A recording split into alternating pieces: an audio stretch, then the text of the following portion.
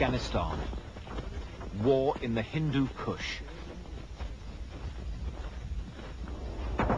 A war fought by the Soviet Union to prevent the spread of Islamic fundamentalism. Like Vietnam, a conflict dominated by the helicopter gunship. Unlike Vietnam, a hit-and-run guerrilla war, not all rebels could agree how to win.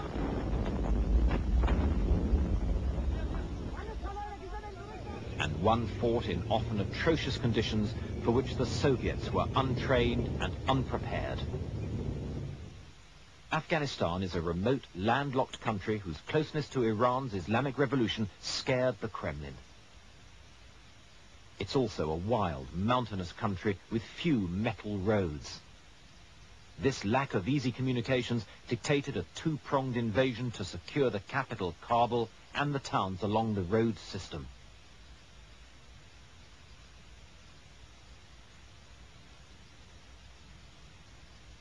The invasion was personally supervised by Marshal Sergei Sokolov, the Soviet's deputy defense minister.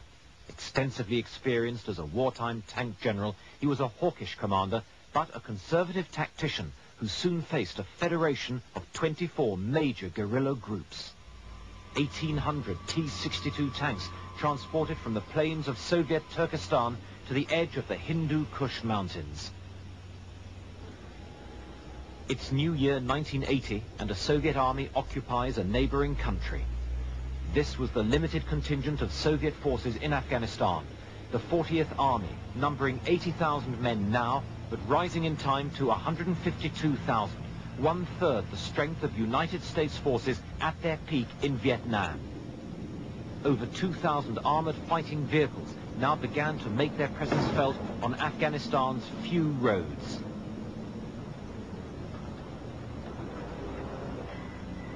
More effective were the Mi-8 helicopter gunships, which would soon become symbolic of this war. On land, though, the Soviets entered Afghanistan completely unprepared for the conflict that developed, with the wrong organization and unsuitably heavy weapons. They said they'd been invited in to repel foreign intervention after a coup. In truth, President Hafizullah Amin was killed in his Darul Aman palace, not by Afghans, but by Soviet special forces, the Spetsnaz. His crime had been pushing reform too quickly, making a traditionalist Soviet ally vulnerable to Islamic revolution. But even as they established radio communications, the message was getting back that this would be no easy intervention. The problem was the Afghan army, already demoralized by rebel attacks since communists seized power 2 years earlier. As the New Year blizzards swept in, so did the realization that this army was close to collapse. Now, the Soviets were forced onto the offensive as resistance grew sharply. This deeply traditional and xenophobic people, already alienated by Afghanistan's communists, grew more hostile because the new regime proved totally dependent on a foreign power. Many fled the towns to join the resistance and fight the invaders, the total exodus soon numbering hundreds of thousands. A major target would be the Soviets' main supply route to Kabul as it twisted through the Salang Pass and tunnel. This 3-kilometer structure was built to shelter the road from avalanches, but vulnerable to sabotage and ambush. But already split by tribes, the Mujahideen were soon divided further by rivalries for foreign patronage in money and weapons. They began with rifles last used against the British a century before, Lee Enfields, some made in Pakistan.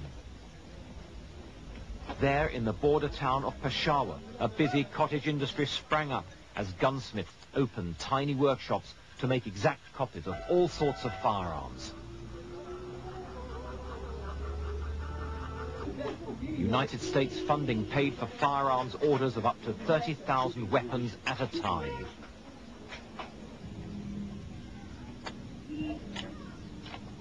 Salesmen eagerly demonstrated their copies of the British Sten gun, stored over racks of reproduction Lee Enfield rifles.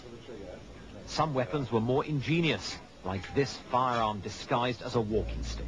Several government officials would be assassinated in Afghanistan's capital. They also displayed captured Soviet weapons, especially the heavy machine guns, central to many a Mujahideen attack.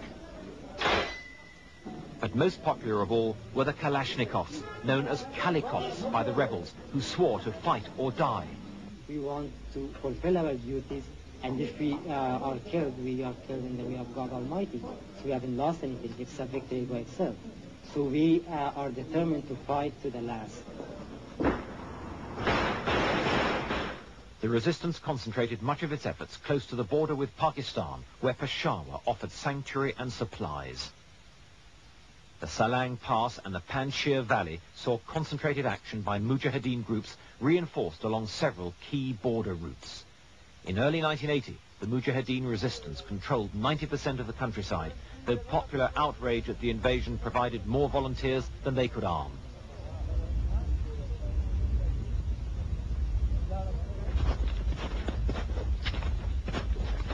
Most remained locally based, however, rarely communicating with other groups or operating outside their own valleys. The Dushmans, as the Soviets called the Mujahideen, would be slow to develop sophisticated strategies, going beyond simple hit-and-run tactics. Helicopter patrols were one hazard of infiltration in these border valleys. Skilled at evasion, these Mujahideen could regard the interruption as a welcome rest on the arduous trek across the Kunar Valley. With no jungles or marshes to conceal movement, they took pride in their ability to melt into crevices in the craggy landscape. This simple craft gave them domination of the area. A Soviet armored patrol negotiates the rough valley road. Heavy armor frequently spearheaded divisional raids on rebel mountain strongholds, until the Soviets realized that they often lacked the gun elevation to engage the Mujahideen, yet remained vulnerable to rebels' rocket-propelled grenades. The destruction of villages and a series of Soviet offensives sharply depopulated the valleys. Here in the Panjshir, up to 50,000 people fled their homes, moving 80 kilometers into the high valleys, 3,000 meters up in the mountains. With no homes, many were reduced to living in caves.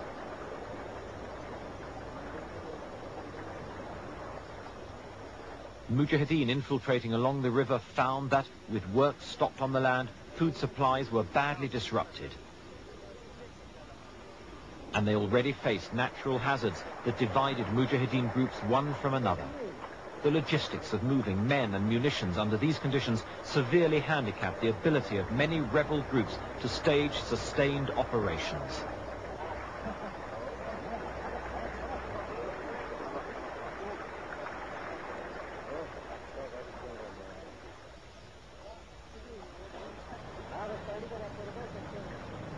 Patrolling helicopters had another role too.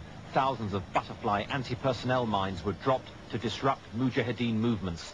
Soviet strike jets added their firepower, called in here in retaliation for a Mujahideen ambush.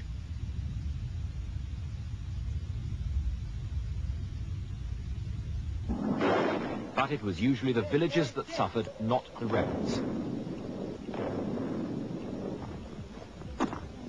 In a lull, they move on.